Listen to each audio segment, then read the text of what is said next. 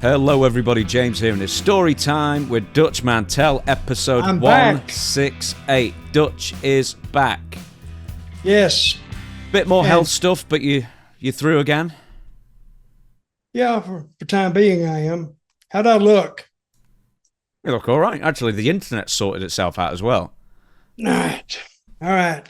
I feel good this morning, and I apologize to all the fans for missing that, and it wasn't my fault.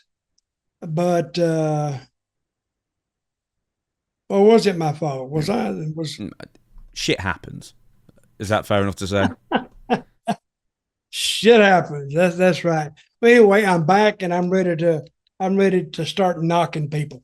So let's go.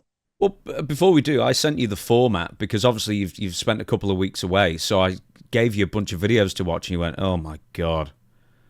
So it's like, "Oh no!" You were dreading it before you even started, man. Oh, I enjoy it. I enjoy this show. I really do. But WWE has changed so much since TKO took over. And I don't know if it's for the good or not. Well, it's an experiment that's still going on, and let's see what they do with it.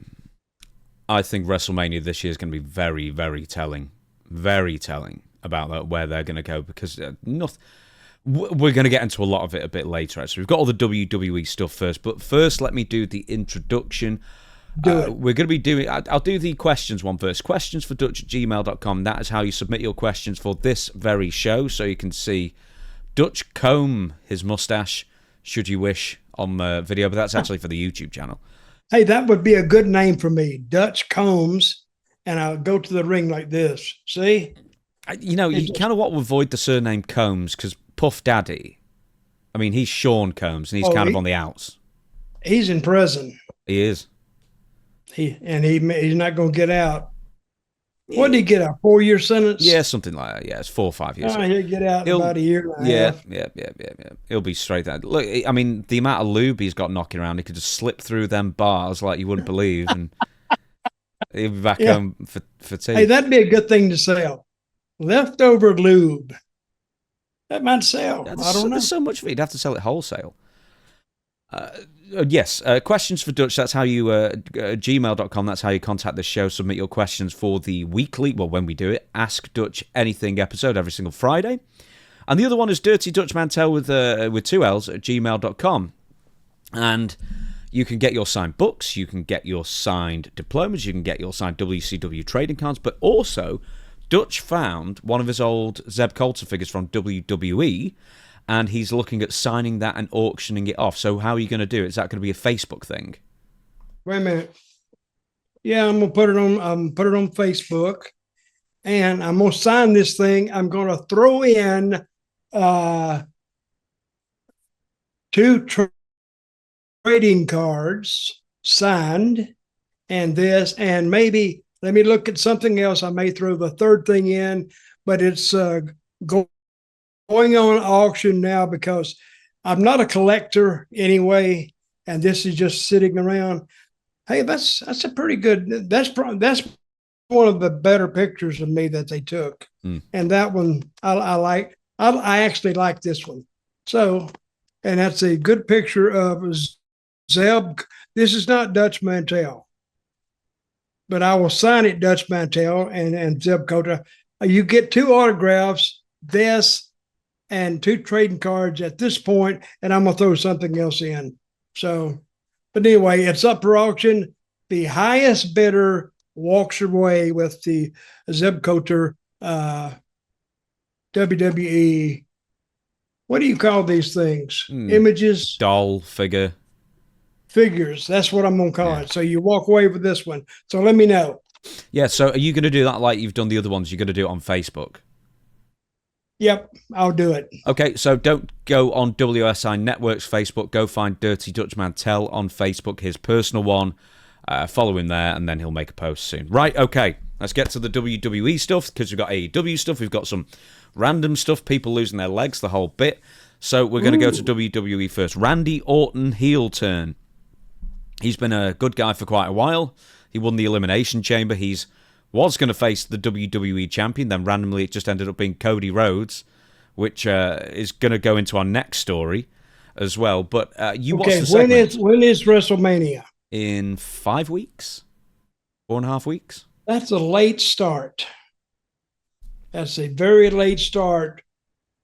Hey, it used to be WWE pushed the main event for 3 months. You knew who the main event was back in the start of February. Right or not? Before that, I mean, Royal Rumble, you'd know. Yep. Yeah. You would know that. And sometimes you'd know beforehand. You'd know where it was going, so you'd have, quite a few months to have something in your mind to go and buy your ticket to WrestleMania. But this one was very late. So, I've watched a lot of wrestling in my days in the business. And now when I watch WWE, they have the best production in the world. They have the best presentation in the world. And I'm watching these entrances. They take forever for an entrance. After a while, you're saying, I don't care who you are. Come on, guys, let's do something. Because how much can you watch? Guys are actually struggling, trying to figure out what else to do in their entrance to kill the time. Actually, and you've seen this too.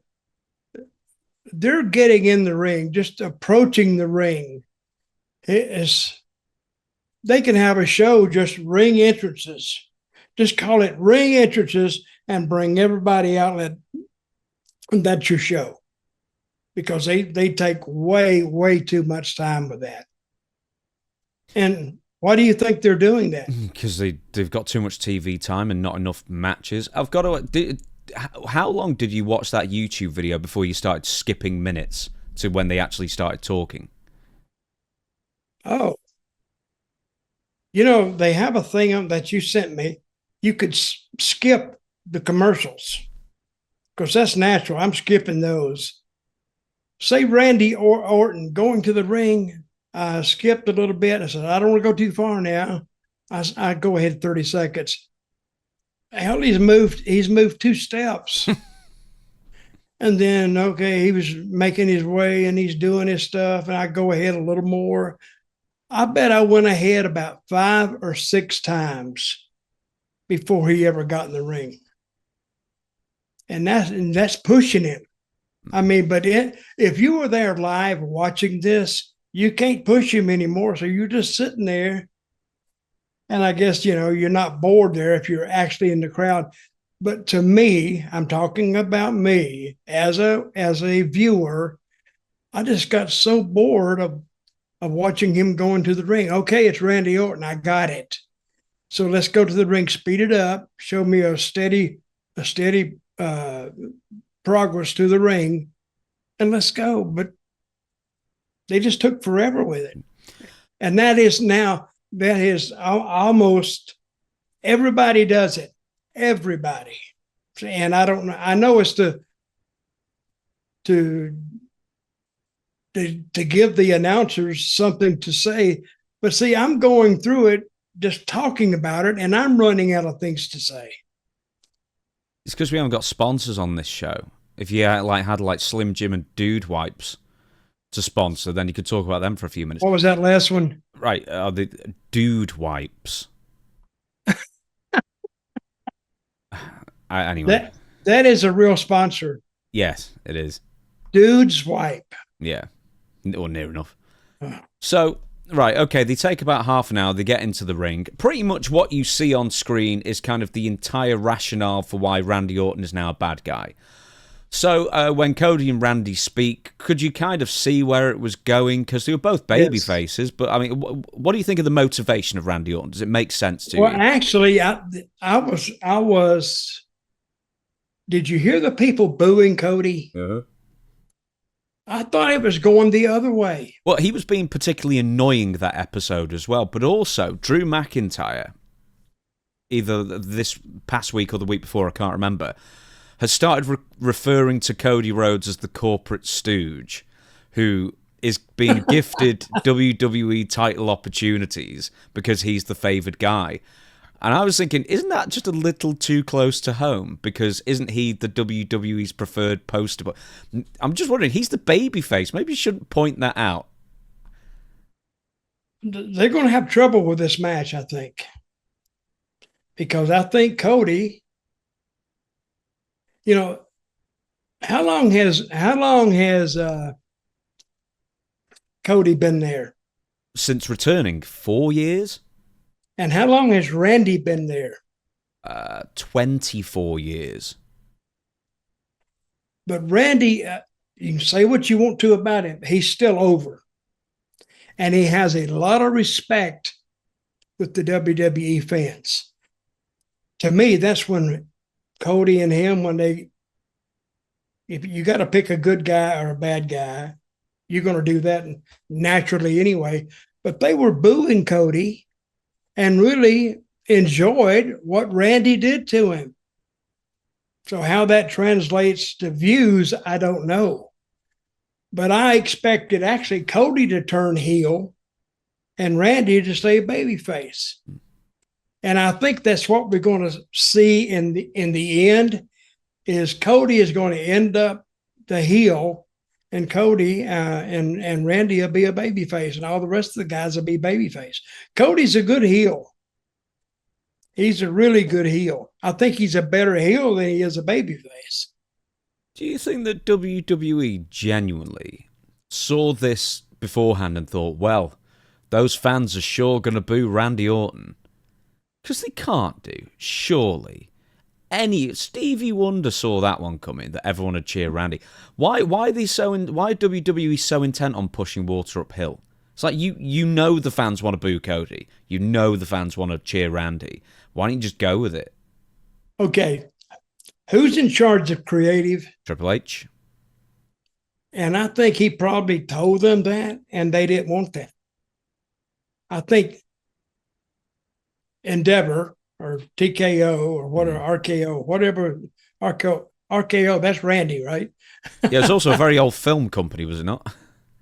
I think they were intent on having Cody be the babyface, and probably Triple H didn't want to argue with him. That's what you want. That's what you're going to get. And he went with it, which is probably the smart thing to do. Because if you don't, now you're trying to interpret and define pro wrestling and what it is. Sometimes you go with a gut feeling. I don't think they wanted to hear that. What do you think? So we'll see how it goes. But I'm saying in the end, I think Cody's going to emerge out of this as a heel. I really do. Yeah, and he did some great work away from WWE. He was great as a bad guy as well. Mm-hmm. I really liked like the initial head into the table because it was really quick. It's like whack. And then Cody just sort of like stood up like bow-legged, just like not know where he was. And I thought that was a really good way of selling it. So I think the execution of said was actually the execution and the way they did it was very good. Because those guys know what they're doing. And they know where they're going. And this is the first thing you do to get there. It was very good. The execution was very good. Yeah, I don't know if it was the same episode or not. They all run together, but Jelly Roll is now back in WWE. He's been doing the odd thing. Apart from the fact that he's lost an incredible amount of weight, he's also a better promo than most of the people in the company at the moment because he did an interview with The Miz. And I was like, how can you have done about 4 promos in your life and you're already better than The Miz? But he's probably top 10 in the company. He did it really well. And also Nick Aldis took a shove as well. Yeah. Oh, Jelly Roll, I think he has to be a wrestling fan to be in that position that he's in now. And yeah, he's a great talker. So, and he grew up in Nashville, and where I lived in Nashville was probably a half a mile away from him where he was.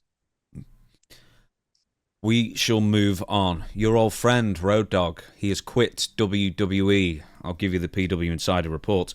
PW Insider received emails asking about story being passed around that Hall of Famer Road Dogg Brian James exited the company as part of a creative readjustment. That is incorrect.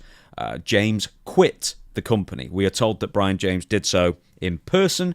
WWE sources have cited that James openly expressed his unhappiness and tendered his resignation from the creative team. James was not let go, and nothing that happened today was a result of WWE removing him. He just quit. There's a bit in WWE Unreal, I should have sent it to you to refresh your memory, but I know you saw it, where Road Dogg is pitching for Chelsea Green to be US champion again. And he can't, and he's just shouted down immediately, and you can just see it in his face, just his soul leaving his body. Is that just how all creative meetings go? Well, no, but if creative has more power than if you put more emphasis on the creative team having the right answers. When you got a guy sitting there that grew up in the business, Road Dogg literally grew up inside the wrestling business, and he's trying to say, hey, there's something with this Chelsea Green girl, and I'm telling you, you can't manufacture it. She just got it. I mean, you just add to what she is producing out there, and you could almost do anything with her. I'm a big, big fan of hers. I'm a big proponent of Chelsea Green, and I think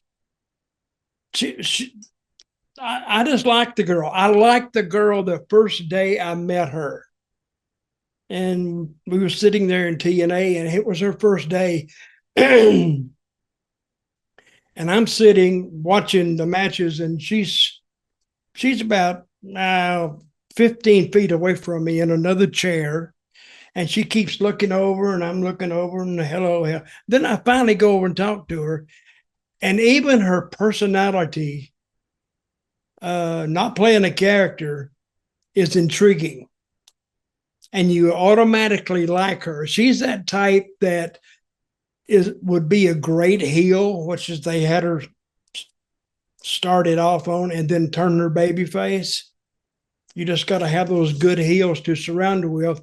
And she's your main event for 3 or 4 years. And just go with her. And I think what Road Dogg, he was pushing and pushing and pushing, yet he couldn't quite get why he's behind her. She's just got it. I mean, he felt that from 25 years of experience and in the wrestling. And I mean, he started wrestling in the late 80s, so you're talking over 35 now. Okay, 35. And he grew up in the business. So let's 50. Say how old is Road Dogg, you think? 55? Yeah, I'd say he's in his 50s, yeah. Okay. Well, all those years he grew up in the business. And when he threw his hands up when they didn't get behind him, and what he's suffering from is frustration. They're not seeing the same thing he's seeing. See, if he had another veteran there, the other veteran could see it too. So now at least he would have one person on his side. But going with creative, I don't think they know. They know how to write some stuff, but they don't know how to. You got to feel your way along. It doesn't feel like they've got the finger on the pulse here at all. I think they've got Triple H. They've got Triple H's yes man, who's basically inherited from Vince McMahon. And I think there's probably a section of the creative team that is trying to keep their jobs and just say what they think Triple H wants to hear. Then there's the odd dissenting voice like Road Dogg or one or two others who, as soon as they disagree with the narrative, they all turn away or look at the phones and try and make it as obvious as possible that they're the outlier, they're the wrong party. So just nothing else gets done. And it's weird that Cody Rhodes lost. So, like I've said this on other shows, my theory is that I think Road Dogg quit on the same SmackDown that Cody Rhodes just randomly won the WWE title again from Drew McIntyre. And I bet that Road Dogg had a big hand in getting Drew McIntyre to be champion in the first place. But because Road Dogg was like, I don't know if he's the best advocate for himself, but that's maybe the problem. But I Well, mean, that frustration where you've like built up months worth of storyline only for someone to say, actually, we're doing something else now. And at some point, you're probably just going to go, what am I even doing here? well, let me ask you this. Who is on that creative team? How many members do they have? 10? Oh yeah, like Paul Heyman will be in there sometimes. Some of the agents like Robert Roode or Thingy Jordan or whatever. You've got your Ed Koskis, your Bruce Pritchard, your Michael Hayes, your Triple H's, of course. There's a revolving cast in there constantly, and then they've also got another set of junior writers in Stamford as well. You've got dozens ultimately, and barely anything happens. Like there's so many writers and nothing happens. There's like 4 matches a show. Okay, I was in that, and it wasn't a bunch of writers that didn't know wrestling, but I was in a creative team in TNA, and still we were all experienced, but yet none of my ideas was accepted. And when they turned it down one time, you know what I did? Okay, you guys do it and I'll back you up, because there's no need fighting it and creating a big turmoil. Just write my check and let me go. And that's a bad way to be. I didn't want to be that way, but I didn't want to fight the battle either. Yeah, when you're in TNA and when you're in part of like a larger and larger group, did you just find yourself giving up over time because people weren't listening to you? Oh yeah. So you throw it out there and they look at you, and then they do something else if they don't immediately grab it or see anything in it. And hey, I thought my idea was good and it would work, but they didn't want to. They didn't feel it. They didn't say that, but they didn't feel it, so they didn't endorse it. And what I they would just shove it out of the way and go on with something else. They did that about 2 times. And I said, okay, I'll back you guys. What do y'all want to do? And that's the way I did it. With Road Dogg, I mean, you worked with him in TNA for quite a few years, I think. Yeah, he was a performer. He was working in the back. What was he in TNA? Was he part of creative, or was he an agent, or what? What did he do in the later 2000s? He didn't do any right, but he was an agent, and a really, really good one too. I forgot. I did an angle. I did it with Kong, Amazing Kong, and I put the girl with her, the Muslim girl. Mm-hmm. I put the Muslim girl, and I'll think of her name in a minute, with Kong, and I told the girl, I don't want you to do anything. I just want you to stand there. You're not going to get involved. He came up to me and he says, that's one of the greatest things I've seen in the last 10 years. But we never did anything with her. One reason is because the issue, like Iran today, the issue was hot, and I didn't want to do anything with her because it would immediately draw attention to Islam. I didn't want to do that. And the TV station Spike, they would take all the heat, and they would get mad at TNA and then ask TNA, what have you done about it?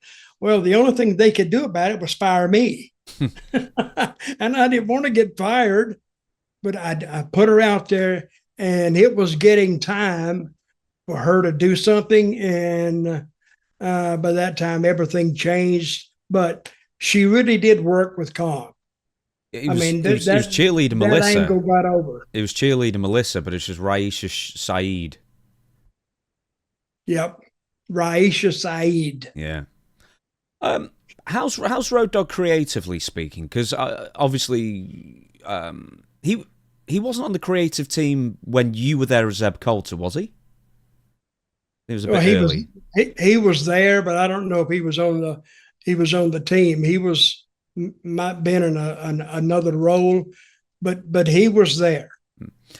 You see, Road Dogg and I share a similar philosophy about booking. First of all, the people that we book to do angles have to be experienced and have to know how to do it. Plus, they have to have personality, and they got to be able to do an interview. And we book Southern style.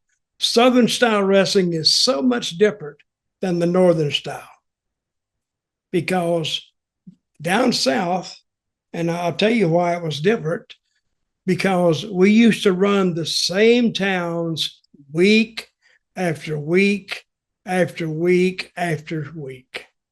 I mean, we would run Memphis 52 weeks a year. So you can't have the same thing over and over and over, because the people quit coming. You had to entertain them. The TV had to entertain them. When they actually went to the show, it had to entertain them. So, and it wasn't just Memphis. It was, say, in Florida, you ran Tampa every week. You ran Miami every week, West Palm Beach, Jacksonville, Tallahassee, Orlando. Those were weekly towns. You didn't go in there and say you billed for WrestleMania for 3 months. No, you had about 7 days to bill to your next show. And that's why you had to do something.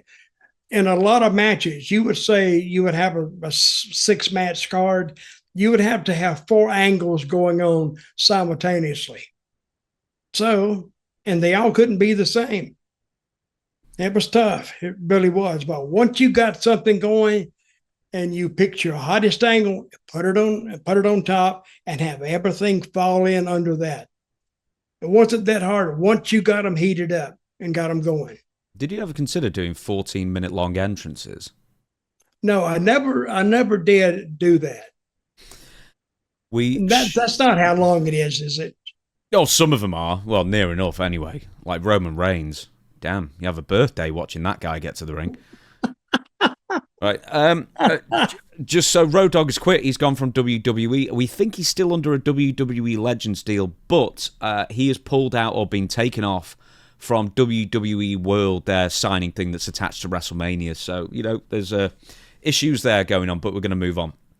Next, Pat McAfee. But he's not gone. You know who won't let him go? Triple H. Triple H. He won't let him go. And what happens to these guys, and it happens to a lot of people,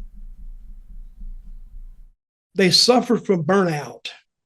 They are burned the hell out. You know who I think is burned out too? Mr. Abyss. Do you think? And he's got great ideas. But I think you cannot sit there and worry about a match for a week, and that's all you're thinking about, because you will get burned out. We call it burnout. Yeah, you're gonna get burned out on it. Then if they give you something else, you said, "Oh my God." That's why you have so many guys in creative handling matches say they will handle one match on TV, because that's why they have so many. They don't want to give them 2 because they don't want to split their thinking. That's actually a good idea. But I'll tell you, Abyss, this is how he handles a match. He'll find out early, say the day before or 2 days before, who he's going to have, and he starts thinking. And he thinks all the way up to the day of the show. Then he's thinking. Then he gets with the people. They throw some things in there. Then they got it. And I've seen some matches. He's agented. Very, very good matches. He's very good at what he does. But it's like anybody else. If you get overloaded or you suffer from overload, your match can suffer. So, speaking of overloaded, in fact, Pat McAfee has said he's done with WWE, so here's the quote. Will I be returning to the WWE in the future? I don't think you ever say never, especially with WWE. But right now, it does not feel like it is something, it's supposed to happen. It doesn't feels like that business has kind of passed me by a little bit.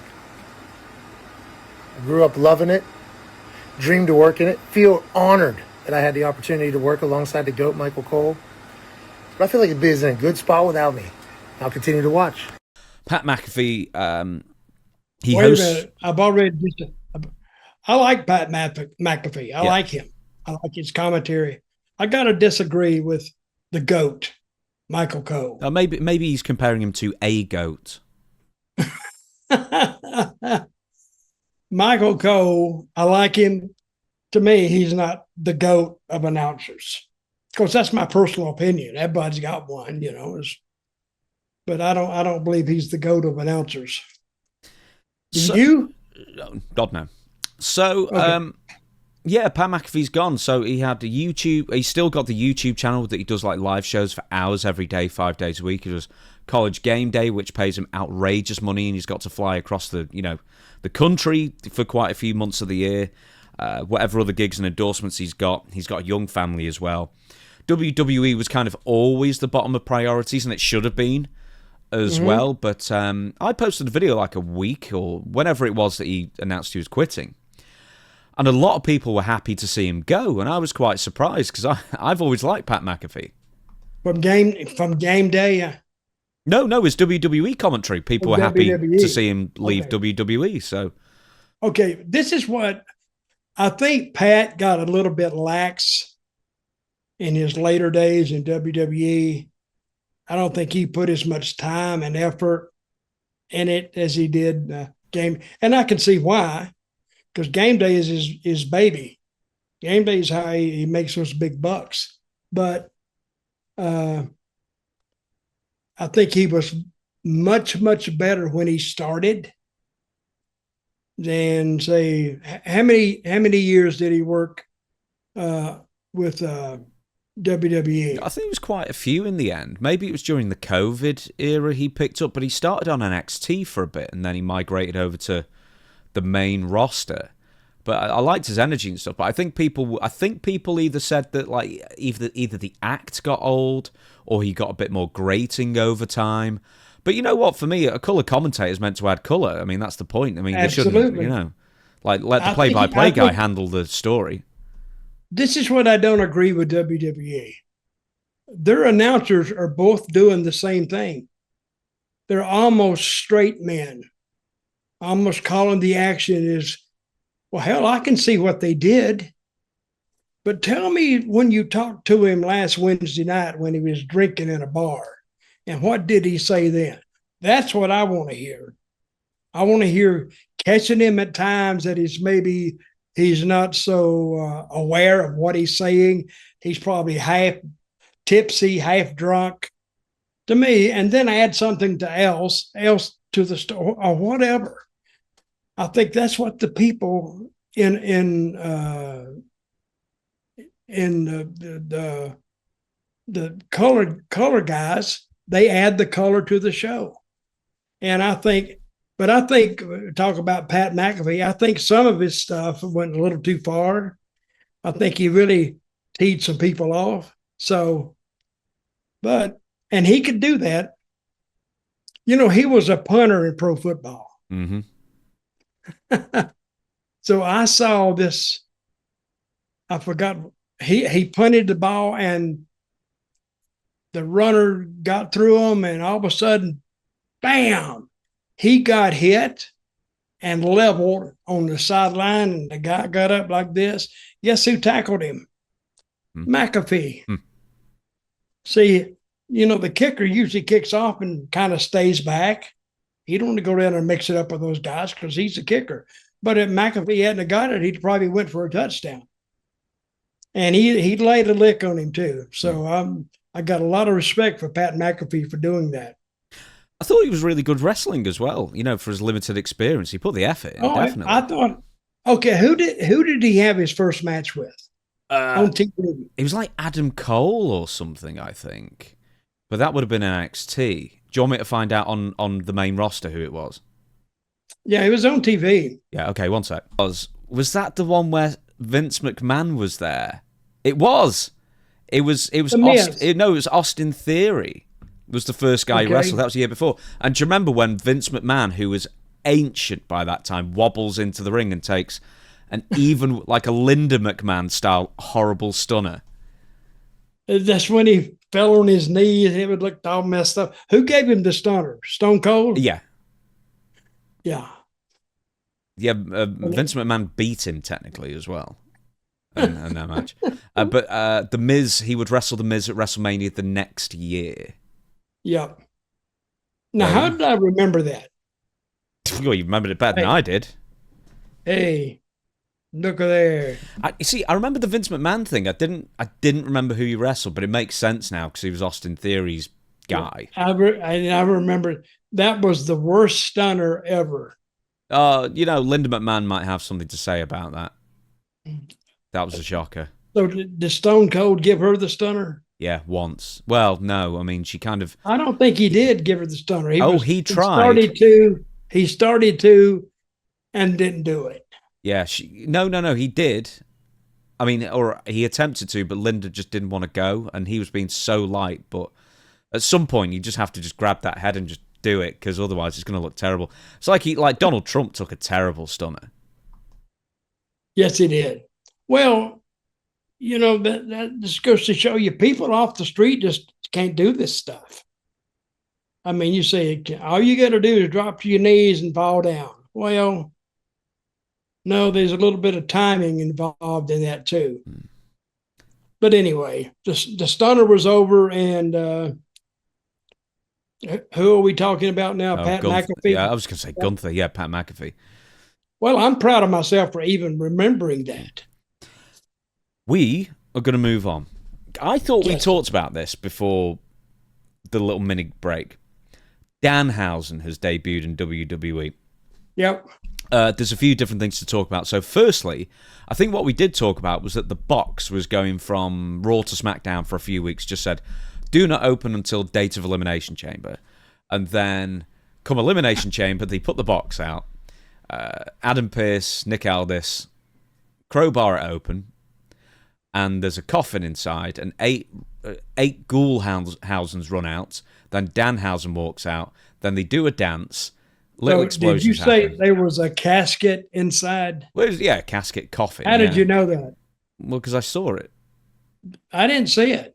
I sent it you. Have you not seen this? No, I saw it. I saw him come out of the box. Did they show the casket too? Yeah. But it was like a box within a box. Yeah, I got that. So, but the box was sitting up. Yeah. Okay. What I'm saying is, I didn't see anything that was.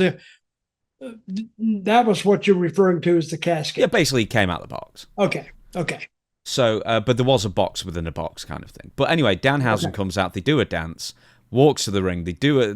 He gives Michael Cole a jar of teeth, and then they all do a quick dance in the ring. Then the lights go out, and then everybody boos. It's like it could have. Okay, he pulled it off so well, and nobody liked it at the time. That's one of the risks you take when you build something and build something and build something. When they brought Danhausen out of the box, they were disappointed. They was expecting to see a super star. I think they were baffled. I don't think the vast majority of people didn't know who they were, and I think a lot of people. What's that word you used? Baffled, befuddled, bemused. I think they were expecting Chris Jericho. Yeah, that's what I thought too. So, but he walks out, and then the girls walk out, which is okay. Say for Jericho. If it was Jericho and the girls walk out, that's fine. That kind of fits him anyway. But all of a sudden now Danhausen gets in the ring, and you're sitting there, you said, what the hell is this?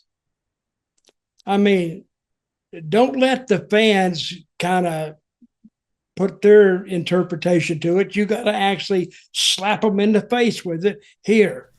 And they didn't do that. And they booed Danhausen.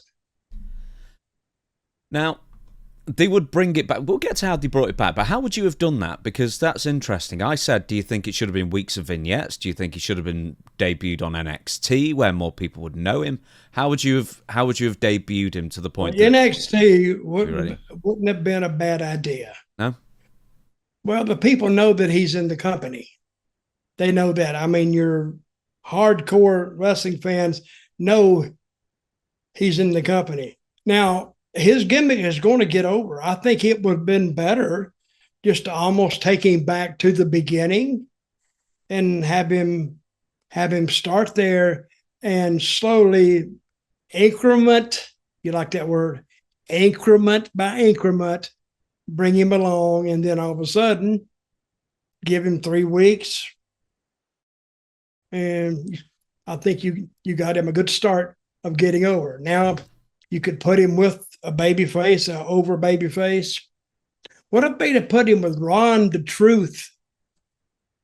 That so you gotta be over with Ron the Truth if you want him to get over.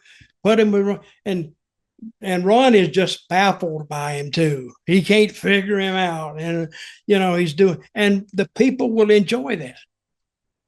Now he's selling. They say he's selling merchandise. He's the top merchandise seller.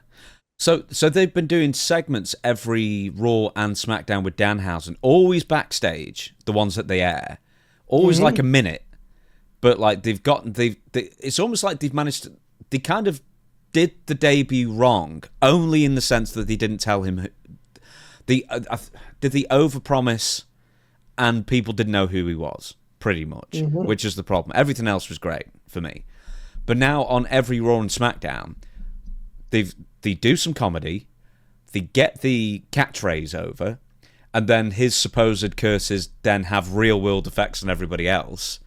And now he's trying to team with The Miz, to have Miz as his mentor. But it seems like, they went the wrong way, and then they've immediately pulled it back, and they're doing the right thing now. And they're also having him go out in between commercial breaks where he gives out the T-shirts. Okay.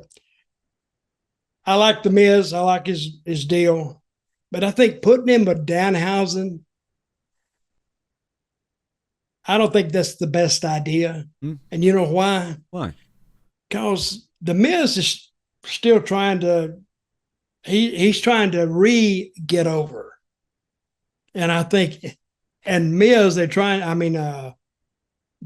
Danhausen, they're trying to get him over. So you got two guys that are really trying to get over, and it's for Danhausen. And I don't think Miz does a good job with that. No? To me, no, I think, I hate to say this, but I think putting him with Killings would do more, and you have to do less with it. What about Damien Sandow? You remember when he was with The Miz? But he kind of like overshadowed The Miz. He was so good as the stunt double. Sandow is great, and he'll do, but Sandow's not with the company, right? No, he's with, who's he with? He's with NWA at the moment. Yeah, no, he's very good. Sandow, I don't think they knew what to do with him in WWE. You remember when he was the second for? Who was he the second he was for? With The Miz. Yeah, with The Miz. And he would do the stuff like, he'd fall down, he'd get up, and it was great. I don't know if they told him to do that. I think that was just him doing it. And it got over. Immediately, people knew what he was doing. Yeah, that would have been a good partner for Danhausen too. But we'll see. Just because I have other ideas doesn't mean that the first idea is not going to get over. We'll move on. WWE's kind of backing down on some of their WrestleMania tickets and such. So they launched tickets. Do you know how much the buy-in for the worst seats for the weekend? How much when they released these tickets for WrestleMania 42 coming up in a few weeks, how much they were asking people for nosebleed seats. Well, I've read that, Okay. so you can give it to the fans. About $850. $850 for a seat at the top of the building. Behind a pillar, probably. Are they inside or outside? It's an open-air stadium, so you're going to be freezing cold in the desert night as well. Yep. Watching the big screen. So you can't see the wrestlers. $850. How many did they sell? Right, so far, they're still under... I think the capacity is like 65, 66,000, maybe, something around there. There's still, at this point, 38 per night, give or take, 38, 39. They're under 40, I think. That was the latest numbers of a couple of days ago. And they released these tickets so expensive. They didn't get the rush on that they thought they would.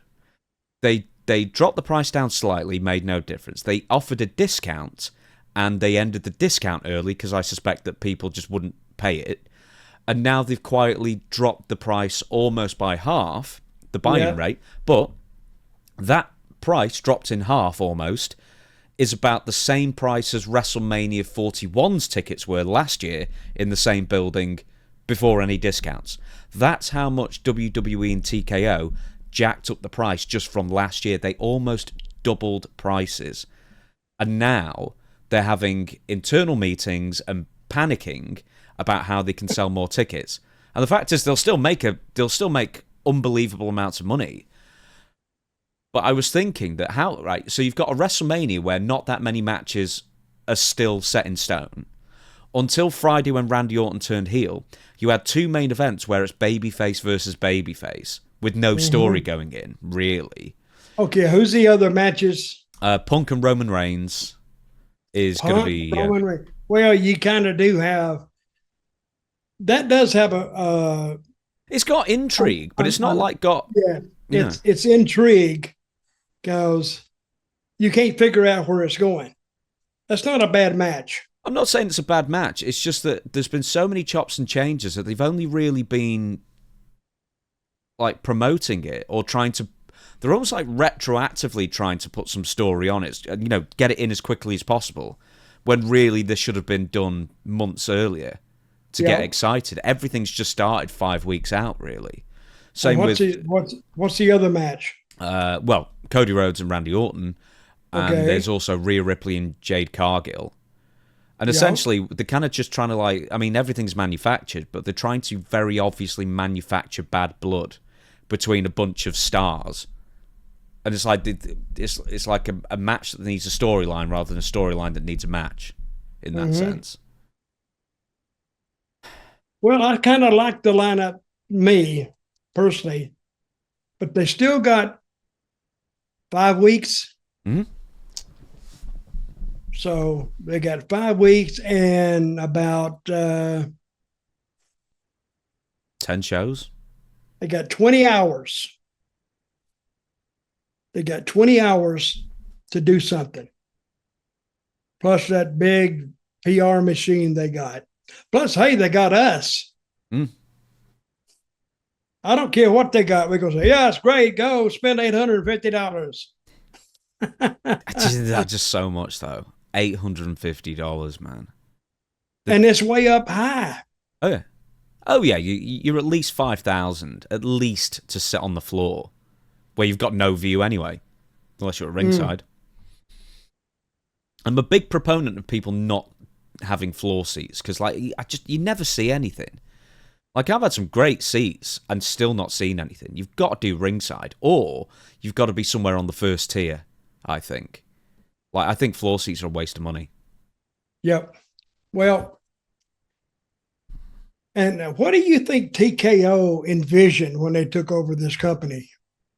I don't know, selling it on. They've made a ton of money already. Yeah, probably just make some money and sell it on. I don't think they're going to sell it. No, because I think their TV makes too much money. True, and they're paying. I think the least amount of money they pay a performer is $350,000 a year. So if you're sitting on 350 grand a year and you only got to do 2 shows a week, maybe, If that.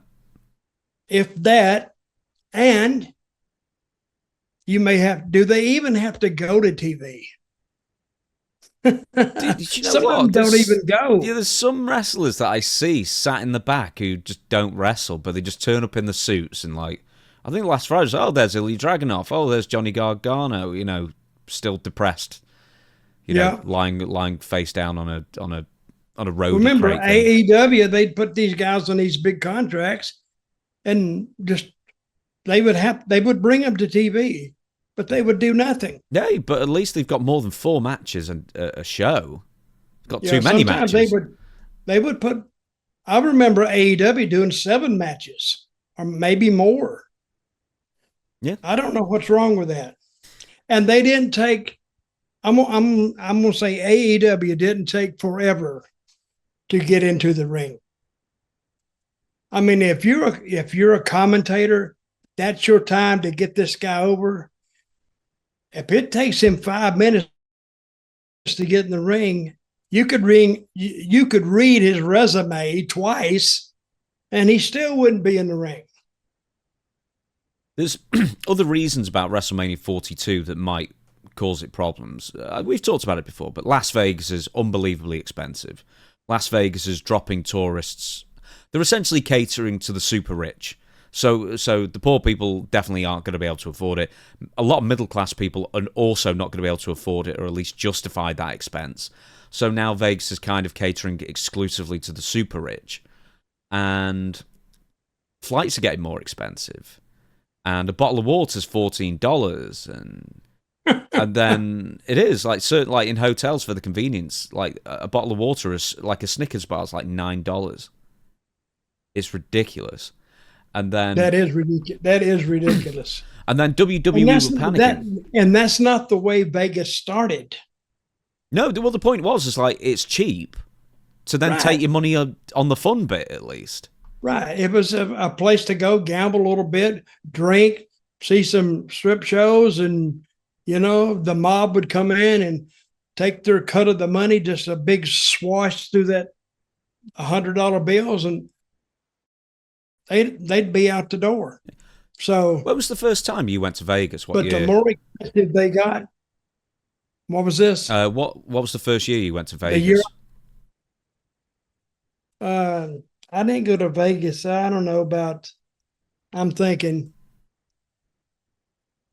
I've been to Vegas a couple of times, but I think I started in the early 2000s. Oh, really? So you didn't go in like the 70s or something? Times.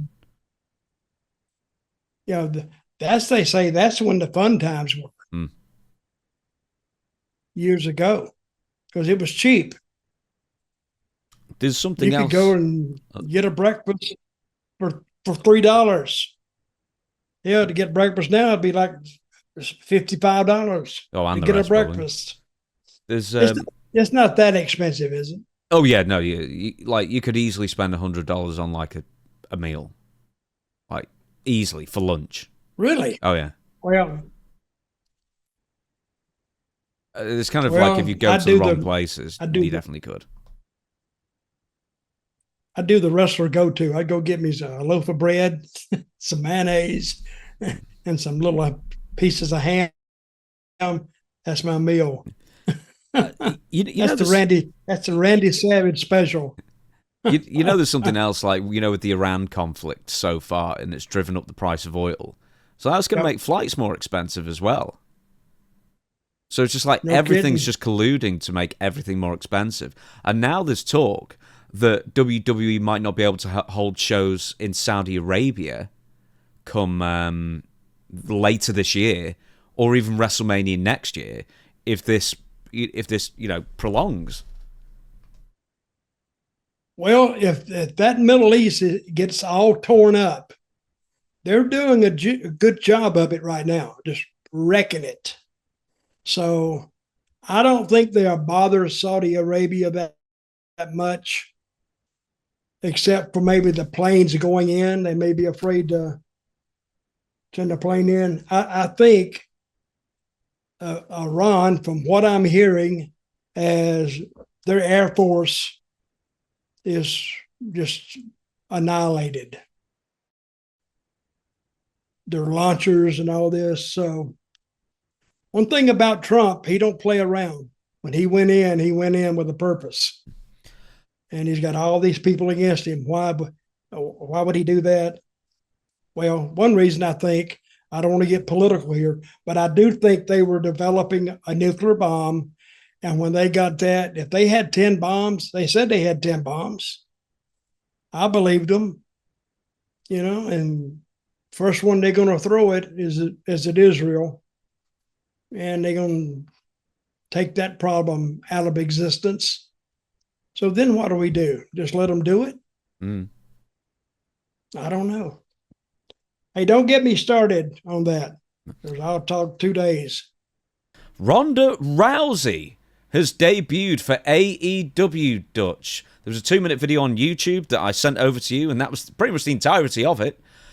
Just to catch you up, Toni Storm was celebrating after defeating Marina Shafir of the Death Riders, and then all of a sudden a hooded figure unhooded herself, went into the ring, and it was Ronda Rousey. What do you think of the whole segment? Tell us all of what happened. Well, I haven't been following the story, but I liked it. Who was the blonde girl? What's her name? Toni Storm. Toni Storm. It was actually good.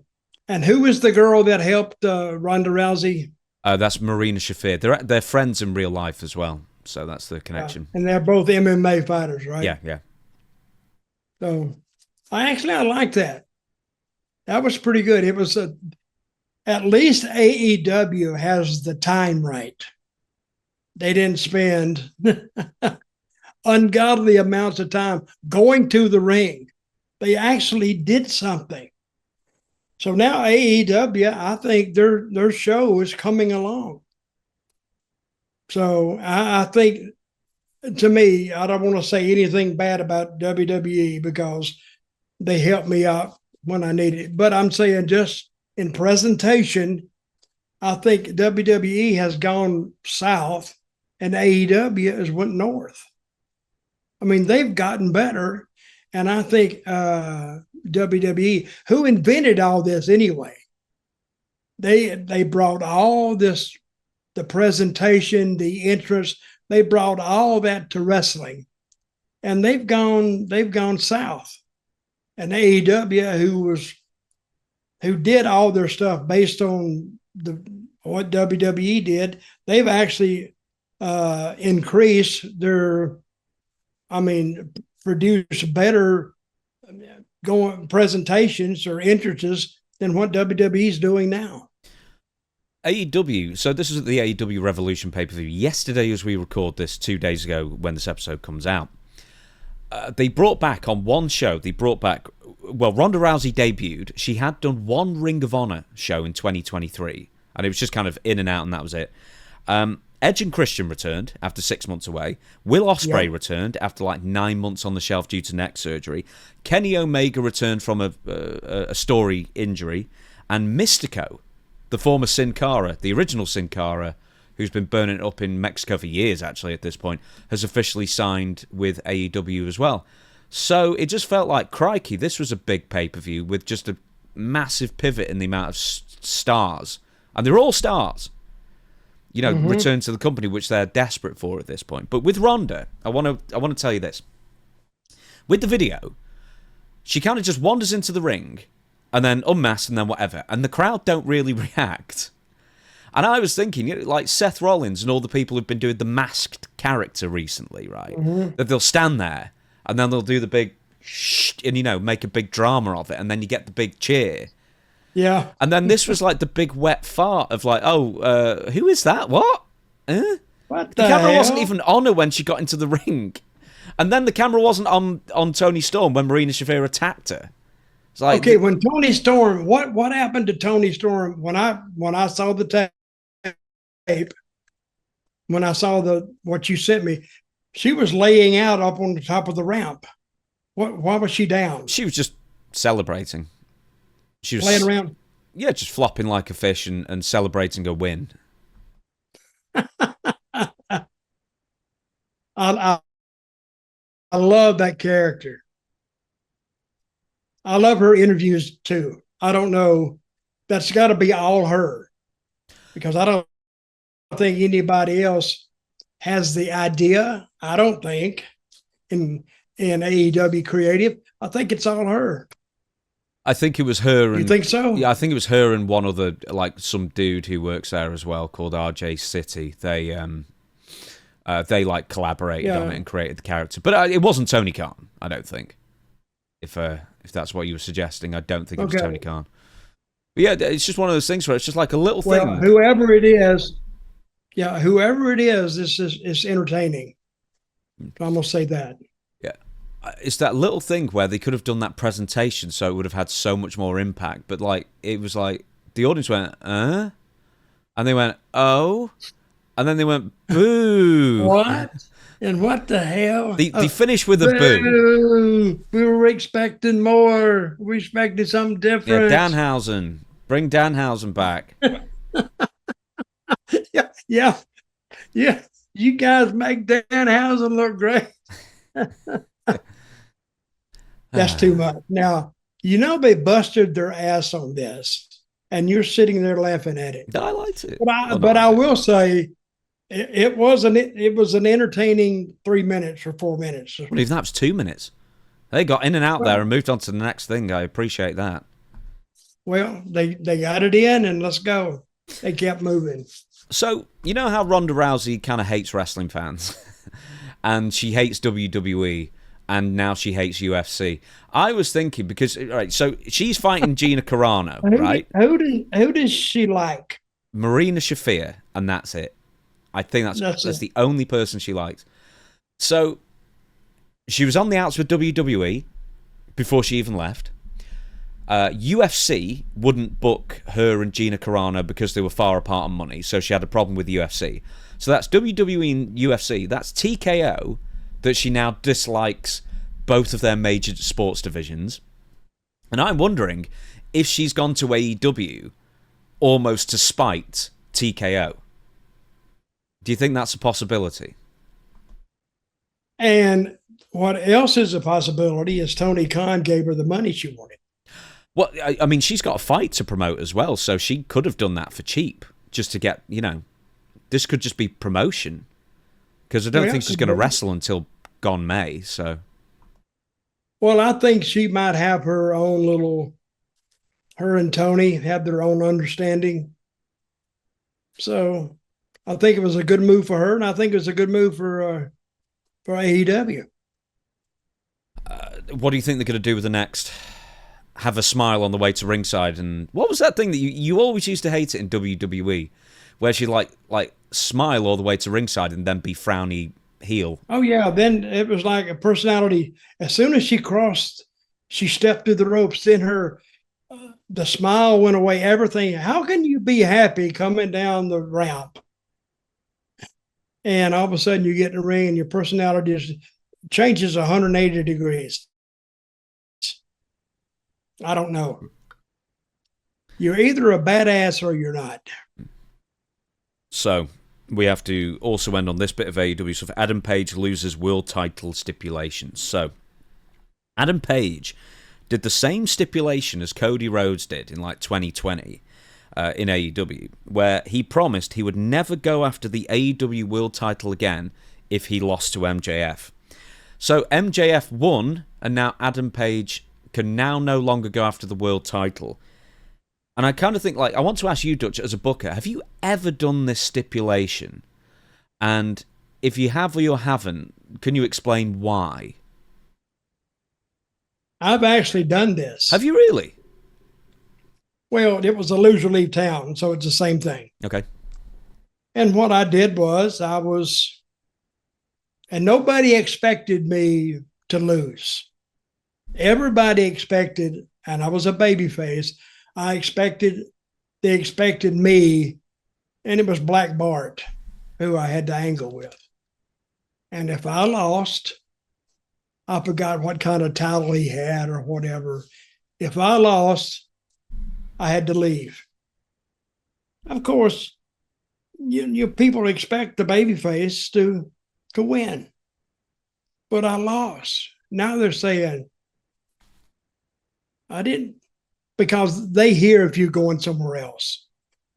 Back then, oh, he's going to, well, we didn't have that many territories left then because WWF had put all the mom and pops out of business.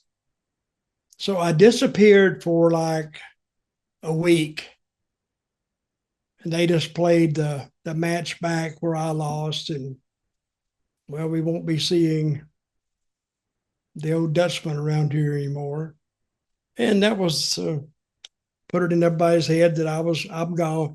But it was a tribute that this is all of the things that he's done here and all. Then I came back as Texas Dirt under the mask, and it was cut in such a way my mustache would stick out.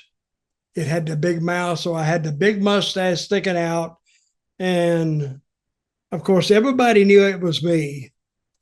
And I would go out and I would do my interviews in a crazy Southern voice, more accented than it is now. And I went about probably 5 weeks for that. And then I actually won a match that if I won, I could, Dutch Mantell could come back. So I won the match, and the next week Dutch was back, and he actually did a tribute with Texas Dirt. We would shoot me 1 minute, then Texas Dirt, and I saw him leave in the car. He had that stupid mask on, and I was waving at him. See you, Dirt. Don't let 2 or 3 years go by before I see you again. And that was it. But it was entertaining as hell. Yeah, I enjoyed doing it. AEW don't do entertaining things like this, though. That's the problem. Yeah, but I think they could actually take a page out of the old wrestling playbook and just go for entertaining content. Well, do you know what they did with Cody? Because you know what you get with entertaining content? You get kids. Oh, you get kids. And you get entertainment. And if the kids are liking it, the parents are like it, and it meets the older people like it, the younger people like it. You hit everybody. So I think if they would change that up and kind of make it just have a little bit of personality, they would do well. So what they did with Cody. Let me ask you this. You're talking about personality. Cult of personality. What does that mean? Almost like a state religion, like dictators and people who are basically to dictators. Mussolini, I saw his name. Yeah, were you going through the lyrics? Yeah, I was looking at the lyrics. Yeah, cult of personality. Whether you're like some sort of radical cult-like leader or a political leader or something like the people who has a personality who people gravitate towards enormously, to the point that they would live and die for this person, or to the exclusion of all rationality. That would be the cult of personality. Well, that would be Hitler too, right? Yep. The difference between you and Texas Dirt and Loser Leave Towns is they've always got a shelf life of, well, you can come back in so many months or whatever, or it's expected that you're not gone forever.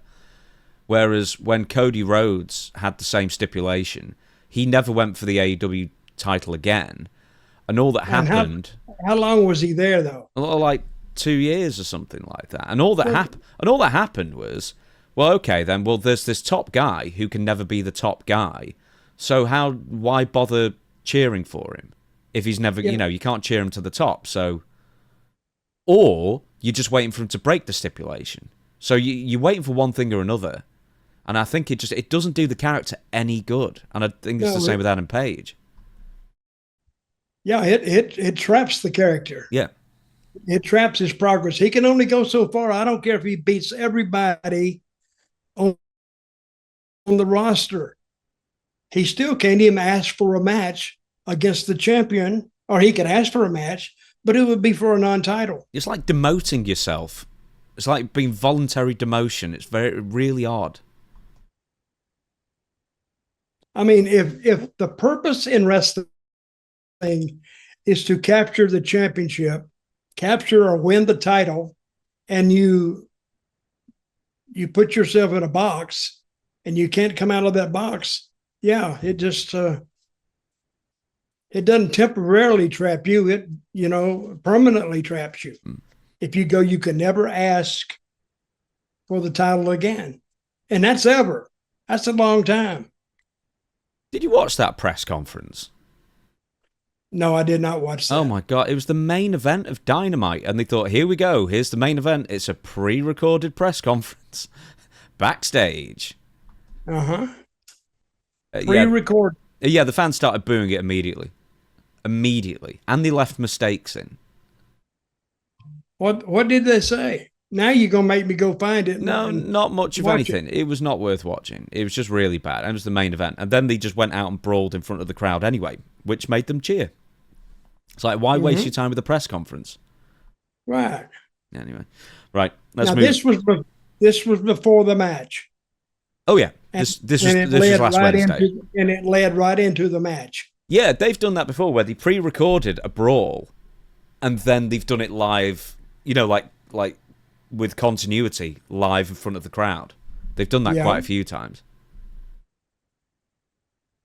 That has if it has a mistake can be made, I guarantee you it will be made. I don't know why. It always does. Let's move on to some other stuff. John Laurinaitis says, the stupidest thing I think I've ever heard someone in a position like him. Okay, is that your position? Well, it could be your position, maybe. Let me give you the quote. I think the more places for talent to work, the better opportunity it is for the business. And I don't know if everybody realizes this, but I ran developmental systems for WWE for 20 years. So my one love is to help and develop and groom young talent. Groom. Groom being the key word. Mm-hmm. And groom meaning the females. He was grooming them.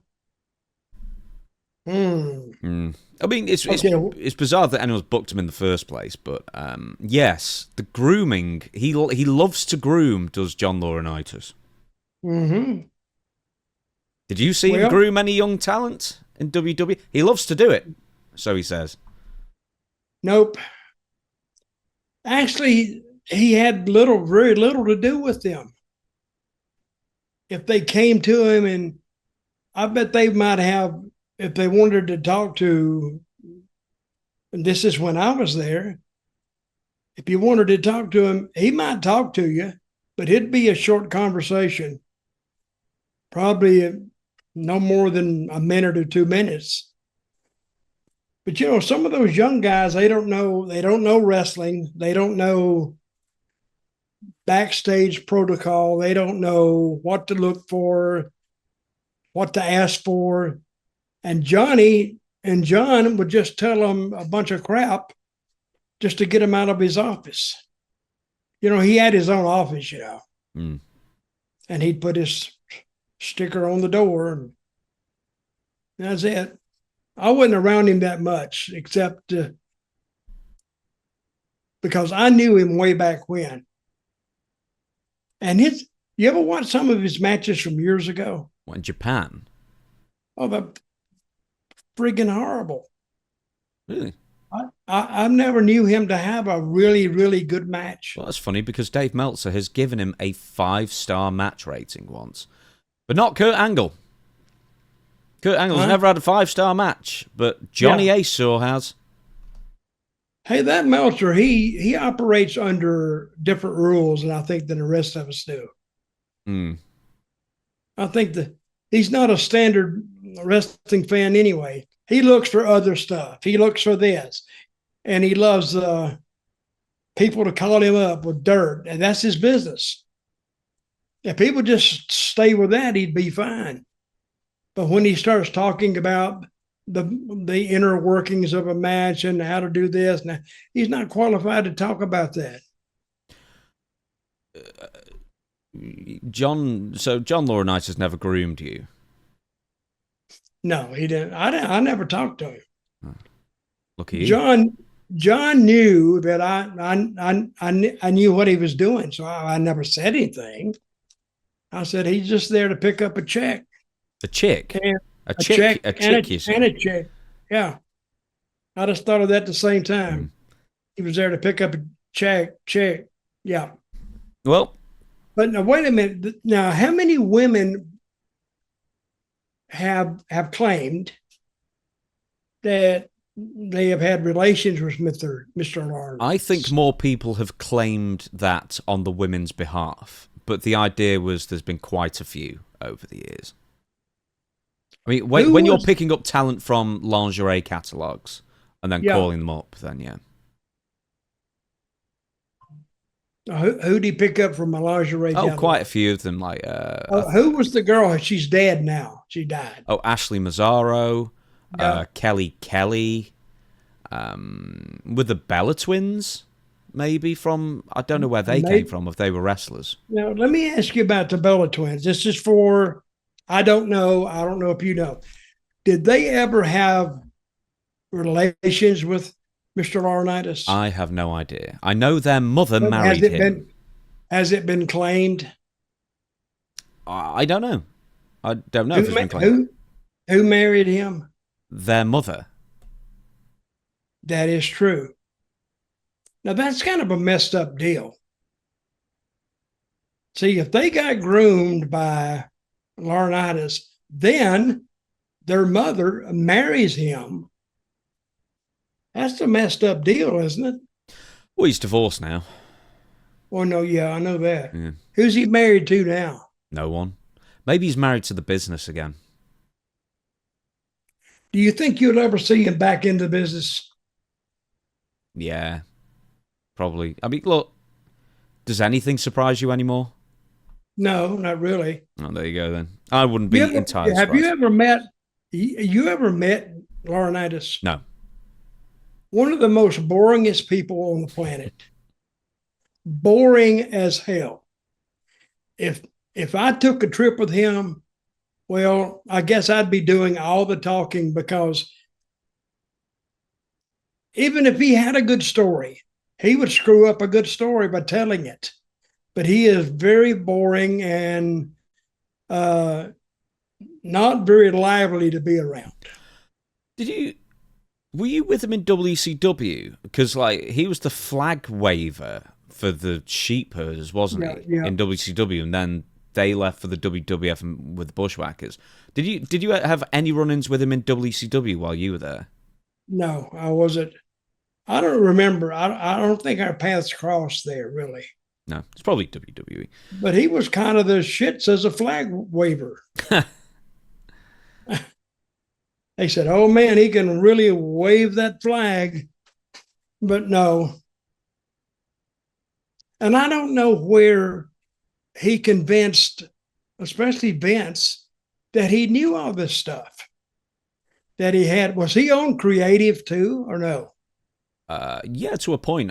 He might have been an agent, because he was doing match finishes, because he used to come up with these incredibly long, intricate finishes to matches in all Japan, which I figure has kind of infected the rest of wrestling ever since.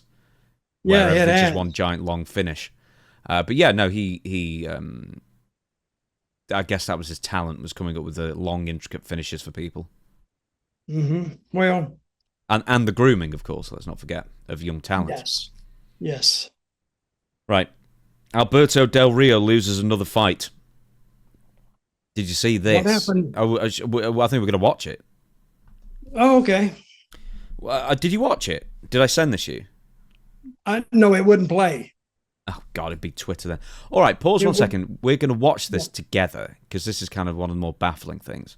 Correct? No, he's on the left. He's the golden-hatted one. So this is from some promotion in Mexico that I thought was maybe semi-serious, but then I was looking at the weigh-ins, right?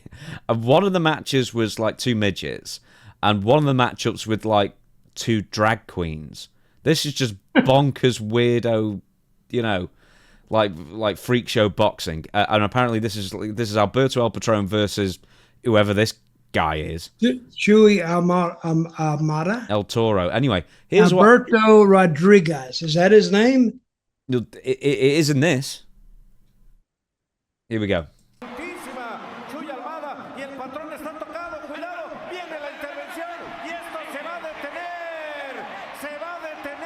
So essentially, cornermen start jumping in, a brawl kind of breaks out, and Alberto El Patron, who was probably losing. Who are the people they have down? Just loads of cornermen, including one guy who's just got a mask on there. So what I'm figuring from this, Dutch, is like, first time I watched it, I was like, oh, okay, then Alberto knew he was losing. So look at this. He gives the nod to this guy to come in. And then the brawl like starts happening. But then I watched it again, and I realised that not a single punch was landed. So I think it's pretty obviously like a fake brawl in the end. Yeah. Here we go. And the other thing that makes me think it's fake is because they've got the two commentators commentating over the house mic and also picture-in-picture pleading for them to stop. And the ring fills up.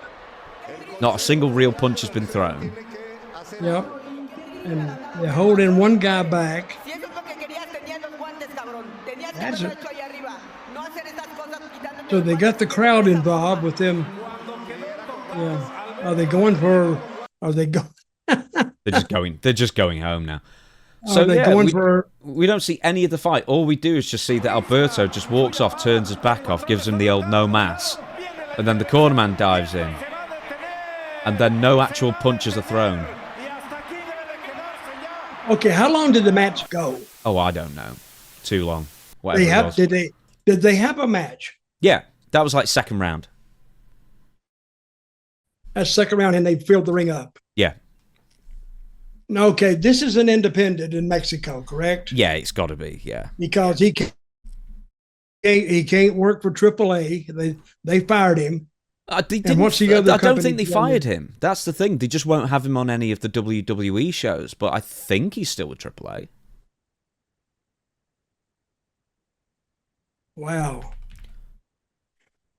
I think. What was his name in WWE? Alberto. Yeah, Del Rio. Del Rio. Yeah, he's El Patron there. Well, did they fire him? I never understood him anyway. But Vince loved him at the beginning. Give him a hell of a push. And when we did a deal with Patron, I don't think Swagger ever beat him, ever. Not one time. So I guess he was fired. I thought they were just like exiled him, but I guess he's been fired. He's lost a lot of fights recently. From WWE? From AAA and WWE, yeah, but no, I think what did he do in AAA that pissed him off? I think his existence pissed them off enough. But here's the thing, they're like claiming he was fired, but the fact is that I'm looking at it here, he did have a couple of AAA matches in October. So, and now he's just doing like the Crash, and he's doing some random indies, I guess, in Mexico, and now he's doing fake boxing matches where they've got to do a fake brawl to like try and get interest in it, but it's really obviously like fake. And then he's 48 years old as well. Do you remember last year when someone threw a chair at him and hit him in the head? Because he went into the crowd starting a fight, and someone, yeah. And he got fired. He got fired from there. Hmm? I don't know. He just ought to get a name that, hey, fire me. Said, and in this corner, ladies and gentlemen, hey, fire me. Hey, that'd be a good name for him. It's like he's Grandpa Simpson. He can't go 5 seconds without embarrassing himself in one way or another. He's like, he gets fired here, he gets knocked out there. He's doing some goofy freak fight, you know. Where did he get knocked out? Who did it? Was it Tito Ortiz? Like he had an MMA fight not too long ago, and he was awful. That boxing match, he looked terrible. I don't get it. Like, how far a fall from grace that, like, he must have saved his money. Yeah, the whole time I was around Alberto, he had a short fuse. That's why he got let go from WWE that time, because he had a short fuse. And it was something that happened in catering. Not something that happened in the ring, or not that he didn't like his money or this, that, and the other. And it wasn't even another wrestler who pissed him off. It was a member of the, just not even of creative. He just did something he didn't like, and Del Rio said he would beat the crap out of him. I think he slapped him too. And well, I think he was gone that day. He did come back because he was in Impact Wrestling with you for a short while when you were there for that year where you were sat in catering. Yep. And then he decided to, I'm trying to find the personal life. I like the legal issues. On May 9th, 2020, he, San Antonio, Texas, he was arrested for allegedly beating and assaulting his girlfriend and causing bodily harm. Put it this way. He was formally charged with aggravated kidnapping and quite a few felonies, and the trial was delayed several times until the charges were dropped because I think the girl didn't want to pursue it any longer. It's like, no, she got paid off. Well, she could have got paid off, or she could have been, scared off, which is just as likely, especially if the trial. This was in Mexico. No, this is in Texas. Okay. It's like, damn, that, like, I'm going to say trouble follows him wherever he goes. No, he just causes trouble wherever he goes. And I was on a European tour with him. I've told you this before. He was in a club, and he got into it with a guy, and the guy punched him. I don't know if he punched the guy back or whatever, but he walked around with a black eye for about a week. And then, of course, it got better. And I was asking people, I said, well, where did he get that black eye? And they said, oh, you hadn't heard? I said, well, no, tell me. And they told me the story. And it was we were in Germany. And it started there. And the guy, I don't know if he punched the guy back or not, but the guy got a good shot on him. So he was walking around with a black eye for, I don't know, a week, 10 days. I bet he's just exhausting to be around, isn't he? Oh, they wear you out. Yeah. Right, okay, we've got a couple more things. We're going to have to watch this as a video as well. OVW referee. Now, this has been doing the rounds a lot these last few days. Did you watch this video, or is this another issue? Yes, I did. And it was, I'm gonna give heads up on this one because it is appalling to watch. Right, so we're going to watch a few bits together. 1 second. Okay, so here we go. I've turned down the volume. What is the referee's name? Oh damn, I haven't got it at the moment. It's called Dallas Edwards, I think. I think it's called Dallas. Dallas Edwards. I don't know him.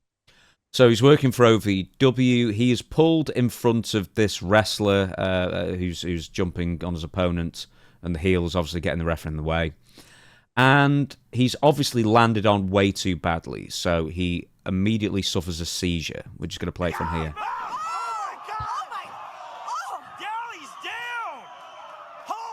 Wow, he hits him. Thing is, if someone lands like that, they could be paralyzed as well. Now, these two guys, very inexperienced. And I'm not blaming them, but I do blame their inexperience. They didn't know what to do. And the referee, at this point, they thought he was just down, just selling the move.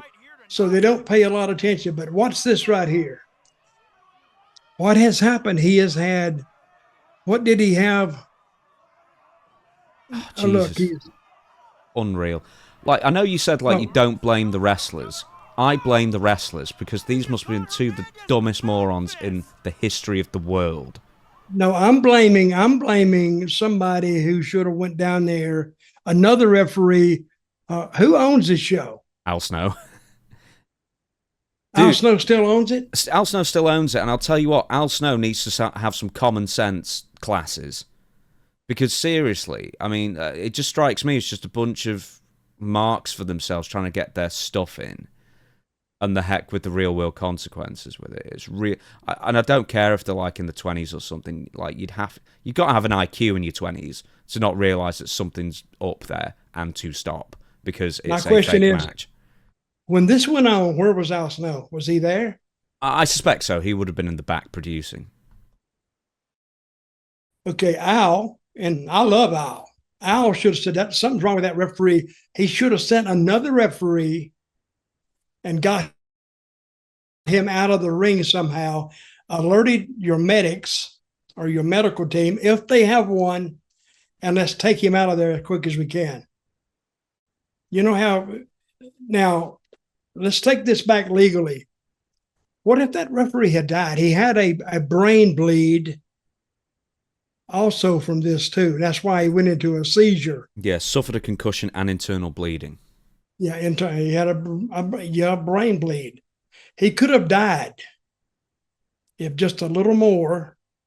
Did the guy hit him that hard, or what happened? Well, it kind of looked like he just like landed on his head.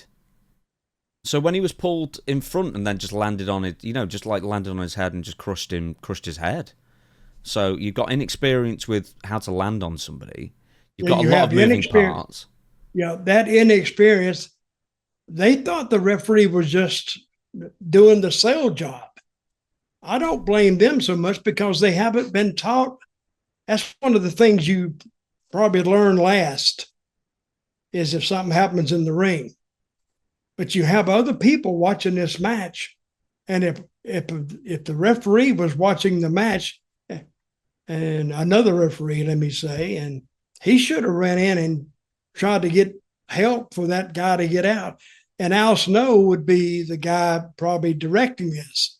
Maybe he wasn't watching it that close, or he could have been doing anything else, a number of anything else. I'm not blaming Al, but it really, really looked bad for OVW TV. Yeah, who was the commentator they have? Oh, I don't know who the commentator is. No, he was. They showed him right at the very end. He used to work for WWE too. Oh, do you want me to bring the video back up? We can have a look. Now look at the very end. Okay, one sec. Okay, so which one is it? Let's have a look. No, you go all the way to the end. Nice ring. That's a good ring. Who's the cowboy hat guy? Don't know. Now, you see people at ringside, they know something's up. They don't know what to do either.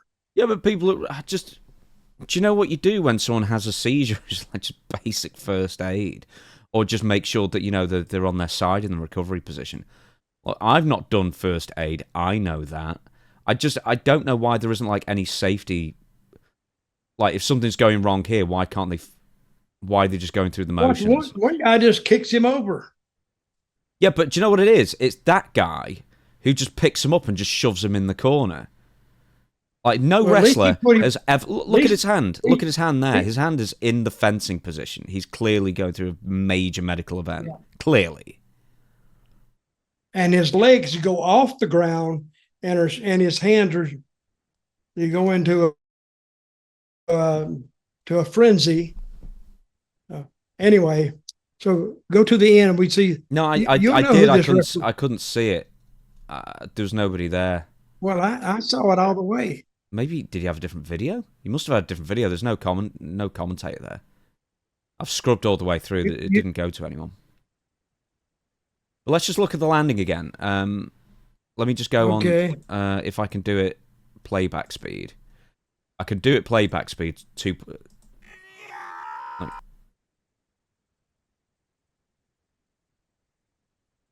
I think he gave him a shot. I'm wondering if he did, because that's a really light guy as well. I think the referee's head just hits really hard to the canvas. and his Let arms me are see like over. this. No, I think he nails him there. Maybe. Let's have a look. Nails him in I here. think he nails him, knocks him out, Yeah, maybe he does. and I can't see his landing. He landed on top of him. Well, he doesn't land on his head, though. I think I made a mistake when I said that before, but The guy landed on his head. I'm not sure he did. Well, Calling me a liar. No, because his leg's under his arm. On the Okay. landing. No, he didn't. No. But he landed on him when he flipped over. Anyway, I've got a real problem with that. I really do, because it's like when you've just got a ring full of people with no common sense. Here's what Al Snow said. Traditionally, when an in-ring injury occurs, the referee is the central point of communication, assessment, and decision-making. In this unprecedented situation, the person who would normally make that assessment was the one who needed assistance. That unforeseen breakdown in communication contributed to a delay in stopping the match and concluding the show. We are relieved to hear that Dallas is recovering and receiving the medical care he needs. Our thoughts were with him, and we're hoping for his continued improvement. I'm not particularly blaming Al Snow here, but I think the company at large does deserve blame, or just the culture of training deserves blame, because that should be before bumping. It's like, if someone's really hurt, how do you tell if somebody's really hurt, and then what do you do in that instance? You should be, this whole like safety first kind of thing, and like that should be lesson one. See, he hit the referee, which was going to take the referee out for, say, 30 seconds anyway. So you expect the referee to be down, the guys in the ring. Yeah, but he's talking to the referee. They were talking to the referee as soon as like he landed and he started reacting weirdly. They're talking to the referee and clearly not getting any response. So what they end up doing is just going through the stupid pre-rehearsed match anyway. And then the guy picks him up by the belt and moves his twitching body over to the side so they can do more pre-rehearsed spots. Now, by that time, they know he's hurt. If they have to move him, you got to say, and he's in a, like I said, a panic anyway. You would have to see that. By that time, they know something's wrong. Now it's the blind leading the blind. Nobody knows what to do. That's when the back, another referee, has to either come in, and he may have been afraid to come in because he wasn't told to go in, and we don't know where Al was or what he was doing. Yeah, it was a cluster. Yeah, but it was a cluster F. I just think there needs to be a complete change in the culture of how people are trained to be wrestlers. It's like this whole like self-absorbed, I have to do my stuff. People are watching me, I'm a star kind of thing. Every single level. Okay, it only went like 30 seconds, but the guy could have really. Yeah, he could have died. He could have died. He could have died. If you were in that ring, what would you have done? If I was a wrestler? Yes, if you were a wrestler. The second I realised that the referee was clearly not selling, because when have you ever seen a referee do that? They lie down knocked out, or they like go, my eyeball or whatever. What they don't do is start having convulsions, because if they were doing that as a sell, you'd never book that referee again, because you're taking your eyes off the wrestlers. So a referee would never do that, or a good one. So the only other option is they're having a terrible medical event, stop the match, help this guy, because this is a performance and it's not important. You're a wrestler. How do you stop the match? Here's an idea. Stop the match. The referee's dying. Let's deal with that situation first. Al, you're in the back. You can hear me. Come on, and bring the doctor over. We've got an issue. That's how I'd stop the match. As someone with a functioning brain, I would stop doing pretend wrestling for 50 people in wherever it is, in the Davis Arena, to help the referee. That's what I'd do. But that's what I think. And Stevie keeps saying this, and I think he's right. People get in the wrestling bubble, and then they seem to like lose all contact with reality of how like normal people would react. Do you know what I mean? And I think it's true. Because these kids are apparently in the wrestling bubble, and none of them react like even remotely like normal people and stop the match. Like, what if they were actors on stage, right? And then your co-actor, whoever it is, I don't know, just drops dead and starts convulsing. Does one of the backing dancers come up and pick him up and shovel him through the curtain? I don't know about you, but what I would tell that actor, even though he's dying, I say, did you even read the script? That's what I would say. I say, damn, give me something. Yeah, it was a blind leading the blind, and it happened quick, and they don't know if he was selling or if he was dying. That's the thing that goes on in a wrestling ring. A guy could die, and people in the ring would think it's part of it. Do you know people, actors, quite a lot of actors have died on stage. Tommy Cooper, Sid James, I know you won't know who they are. Sid James was on like a sofa, right? And they were doing a stage play of, I don't know, Bless This House or whatever, or something. He died while sat on the sofa, and people thought he was joking, right? People thought, oh, he's doing a bit. And this is like 1980 or something. Until they realised he wasn't doing a bit, and he just had a major heart attack and died on stage. Do you know what they did then? Was the other actors around them just kept on acting, and then one of them picked him up by his belt and threw him, exit stage left, and then just pretended it never happened because they've got to get their lines in. No, they didn't. What they did was they stopped, they dropped the curtain immediately. Someone said, is there a doctor in the house? Another sitcom.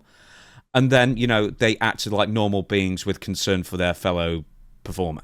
That's what they did. This is so a wrestling thing. It's bizarre. Yeah, I'm agreeing with you that they should learn what to do in a situation like that. God forbid it happens again. But if it does, take charge of the situation. Because what's more important? Getting your shit in. You'll finish, or this guy's... Nope, finish. Get your shit in before he dies. Yeah. But yeah. Then pick up his arm and do the 3 count for him. Then ring the bell. Hey, that's not, you're making fun of that. I cannot believe this man almost died, and you're kind of making a joke out of it. How else are you going to get your shit in? You see how you are. How else are you going to get your shit in? You're see how callous you are watching wrestling. Right. Yeah, then. That was a big screw up, big time. And I'm glad the guy's okay, but he may not be okay. He's conscious. That's all you can ask for at this point. What gave him the brain bleed or the impact, of course. I don't know if it's the impact with the canvas or the impact that this guy punched him in the head from many feet up. No, I think he looked like he kind of punched him pretty solid. He could have been knocked out before he hit his head again. Yeah, could have been. So that's another mark against the wrestler. Hey, I think we need to press charges myself. Yeah. Yeah, let's do it. No, probably not. I'm the sure whole way with it, yeah. Sure, some civil procedure, something that would cure that. I don't know how much money OVW's got there. But anyway, we're going to end on this. Konann loses leg, allegedly, because apparently it's still not been quite confirmed he's had his leg chopped off. Anyway, this past Friday, it's been said that... This is a week ago, actually. Sorry, a week ago on Friday. It's been said that Konann underwent surgery in San Diego, California, to amputate one of his legs due to ongoing medical complications. As of this report, he is in a delicate state of health. Initial reports of this paramount situation came from for the creator El Potro en El Ring, who stated that the chronic health issues necessitated the amputation of a lower limb. While private on his health battles, Konann has had a history of prolonged health conditions.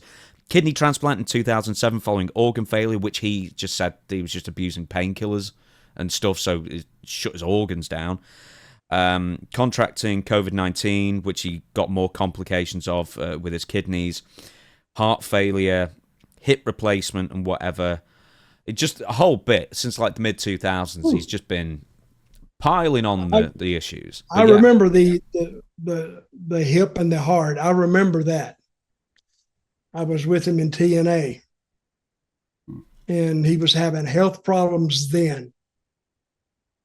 So, but it's kind of bizarre that it's not been kind of confirmed that he's had a leg amputated. But so what it was is that he was working for AAA. I do know he has diabetes. Got as well. Yes, on top of that. So, jeez. I don't know how old is Konann?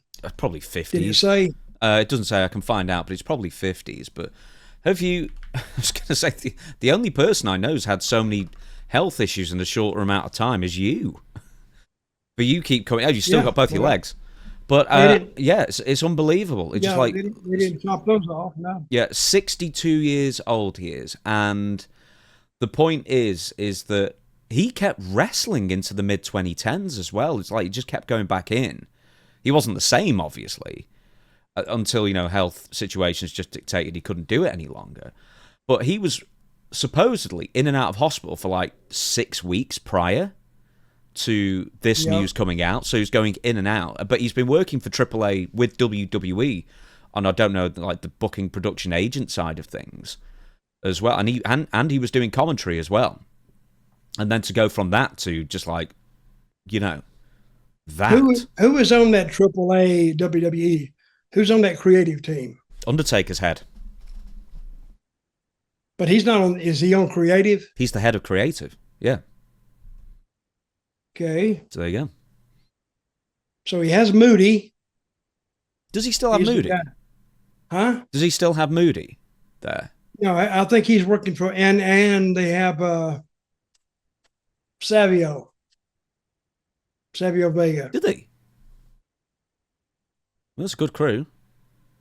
Oh, that is a good crew.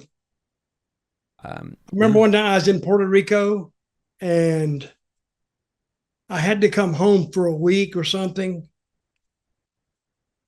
And I told Savio, I said, this is what it's laid out for. And I was going to turn the big guy, hell, I can't even think of his name now. Ray something. Gonzalez. I've known him for 30 years. But I was he going to showed turn up on my Facebook suggestions for friends recently, Ray Gonzalez, of all people. Yeah, but yeah. I put a mask on him, and I left, and Savio shot an angle, which is the same angle I was going to shoot a month from then. That's when I was going to turn him babyface. It was the last stage before he pulls the mask off. And I got back and I said, well, what'd you do? I got back on a Monday. Oh, we did this and this and this and this and this. And I went, what? What? I thought they were just going to do a little bit of it, I told them, and then wait. I was going to drag it 4 weeks. And because it was going to do sellout business. I already knew what it was going to do. Because he was already over as a babyface. People were just waiting for that hood to come off. And I said, why in the hell did you? And I just stomped around and Savio was saying, I'm sorry, but boy, it got over like hell. I said, yes, it got over because it would have got over more if we went more time with it. Now we're going to do it. And so he said, I'll never do it again. He said, and then he tried to blame me. He said, well, it's your fault for going home. You started all this, but we got through it and explained it. And I had to do something to put them back together. And so they did a little interview where Savio said, listen, man, I just got carried away. And he apologized to Ray while he's under the hood.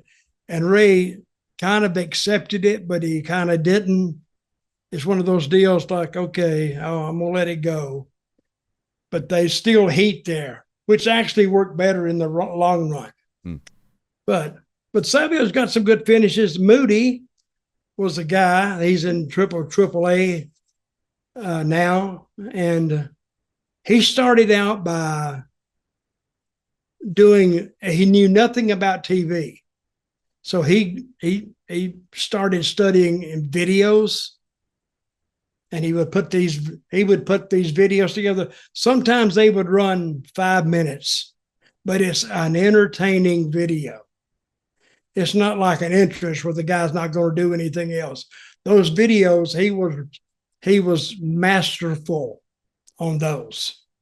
So I would work for a big show, and the day of the big show, the last thing on my TV was a massive video of everything I've done, everything we've done for the last 4 weeks.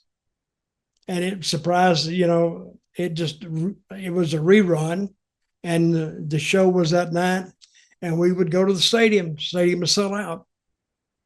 Stadium do about 14,000 people. So, and I told them, guys, we're taking baby steps. People used to criticize me, said, why does it take you so long to get to the angle? Because I knew where I was going and I knew when I wanted to get there. And Dave Meltzer said that. Said the only thing, he said, they're doing sellout business, but my big deal is, why does it take him so long on TV to get there? I don't get it. What are we working for? It was great TV. Neither did he, apparently. Yeah. I said, the TV's great. And those were the TVs I was doing. I did a 21. I didn't do it. The show did a 21 rating one time at 1 o'clock in Saturday afternoon. And Saturday is the hardest time to draw. Saturday afternoon is because you can't go shopping on Sunday in Puerto Rico. All the stores are closed. All the beer stores is closed. The bars are closed. Everything is closed on Sunday. So you got to get your stuff done on Saturday, which made the rating even more amazing because people were staying home to watch wrestling. Then they's making a rush to the store to go get groceries, to go get beer, whatever they're going to get. That's it. That's the story. Anything else about Konann's leg, or should we just wrap up the show? We did get off the subject. Yeah, I had read that his leg was amputated.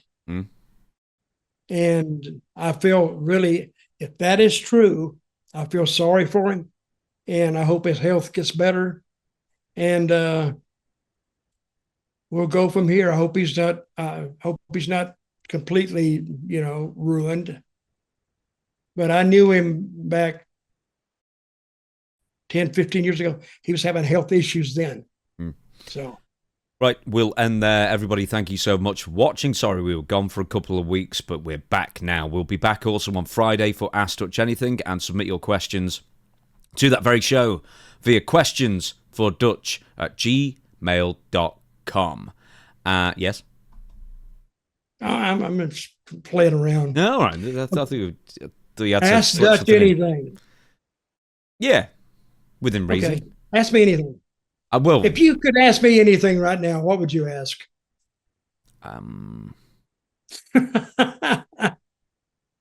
See, you don't even know what you... I know. I've just realised something.